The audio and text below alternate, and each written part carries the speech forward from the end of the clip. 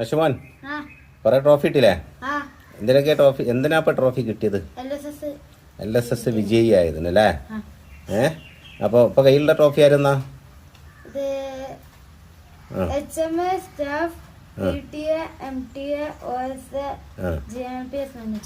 Okay, next ഇവിടെ ഒരാളുണ്ടല്ലോ, ഇതാരെന്നാ? ഇത് staff GMLP സ്കൂളിലെ സ്റ്റാഫുകൾ എല്ലാവരും കൂടി തന്ന മൊമെൻ്റ് ആണ്. പിന്നെ അതിൻ്റെ പുറകിലൊരു ബോക്സ് ഉണ്ട്. ആ ബോക്സ് എന്തെന്ന് പൊട്ടിച്ച് നോക്കണ്ടേ? എന്നാ പൊട്ടിച്ചോട് ആശുമോനെ. എന്തായാലും ബോക്സ് പൊട്ടിക്കാൻ പോകണം. പക്ഷെ ഈ ബോക്സ് ആശുമോൻ ആരെ തന്നത്? സജീന ടീച്ചർ തന്നാണല്ലേ? സജീന ടീച്ചർ നിങ്ങളുടെ സ്കൂളിലെ അധ്യാപികയാണ്. സജീന ടീച്ചർ മാത്രമല്ല, അവിടുത്തെ HM അടങ്ങുന്ന മുഴുവൻ അധ്യാപകരുടെയും കഠിന പ്രയത്നം, കൂട്ടത്തിൽ ആശുമോൻ്റെ പരിശ്രമം സപ്പോർട്ട് ചെയ്യാൻ വേണ്ടി ആരൊക്കെയുണ്ടെന്ന് ആരാ കൂടെ സപ്പോർട്ട് ചെയ്ത് പെരയുന്നു? വീട്ടിൽ നിന്ന് സപ്പോർട്ടിങ് ആരെയാണ് കൂടുതൽ?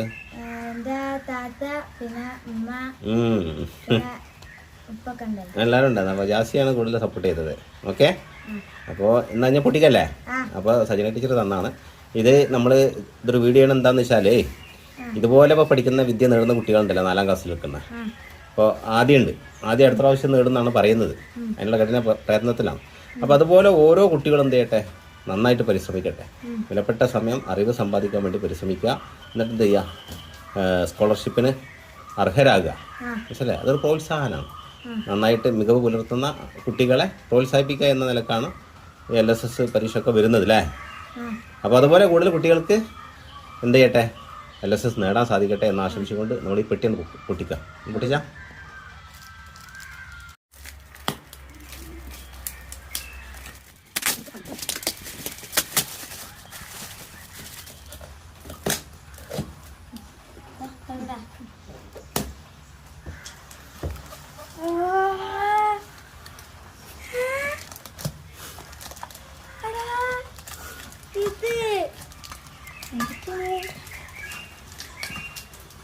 എങ്ങനുണ്ട് അശുമനെ?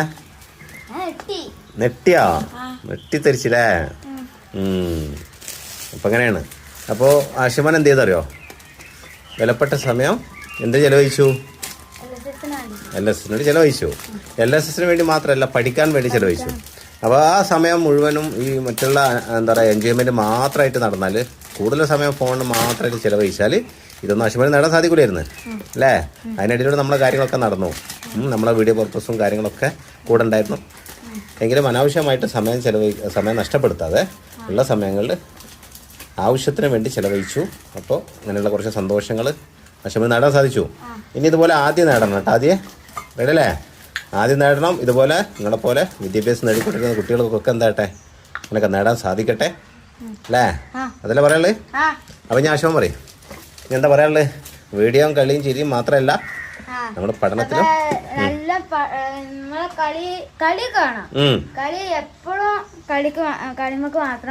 കളിയെ കളിയായിട്ടും കാര്യത്തെ കാര്യമായിട്ടും മനസ്സിലാക്കാൻ പറ്റുക.